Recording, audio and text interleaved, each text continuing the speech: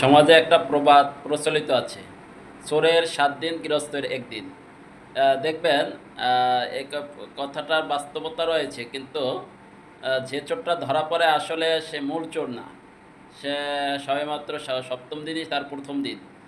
এর আগে 6 দিন যে চোরটা চুরি করে গিয়েছে, সে হয়তো সপ্তম দিনে আসেই নেই। সপ্তম দিন যে এসেছে তার ছিল এটা পয়লা চুরি। তার সতর্কতা অসাবধানতার কারণে সে সপ্তম দিন ধরা পড়ায়।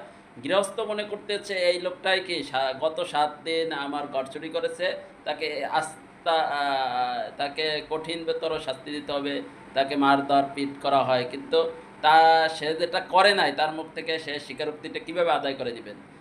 আমাদের সমাজে বা রাষ্ট্রের যে বড় বড় যে অপরাধী রা আছে, তারা সবসময় ধরাছোঁয়ার বাহিরেই থেকে যায়।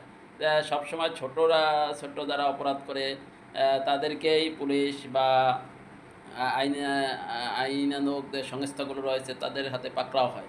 যারা বড় বড় অপরাধ করে, যারা তারা সবসময় ধরাছোঁয়ার বাহিরে থাকে।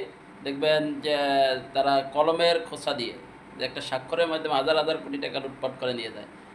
তাদের আপনি কিছুই করতে পারতেছেন না আইনের মারপ্যাচের কারণে বা যে কোনো আমলাতান্ত্রিক জটিলতার কারণে।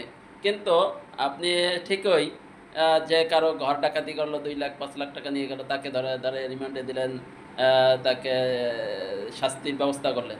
কিন্তু তো বড় চোর আপনার সাথেই ঘুরতেছে, আপনার আশেপাশে ঘুরতেছে, আপনি জানেন আপনার পাশে বক্তৃতা দিচ্ছে, কিন্তু আপনি তার কিছুই করতে পারতেছেন না।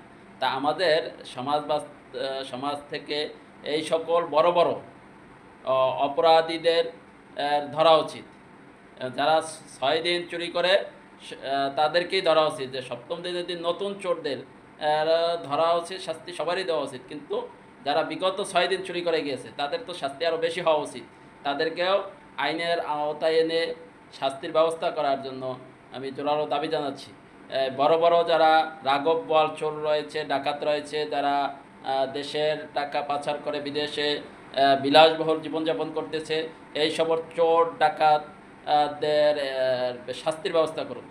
সবাই বলে তাদের শাস্তির ব্যবস্থা করা হবে, দেশে ফিরিয়ে এনে, কিন্তু এটা আদৌ কার্যকর হয় না।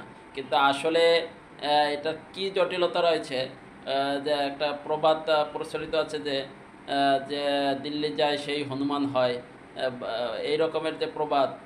তা এখন যে ক্ষমতার আসনে বসার আগে যে আশার আলো মানুষের মধ্যে সঞ্চার করে, ওখানে বসার পরে জটিলতা শুরু হয়ে যায়।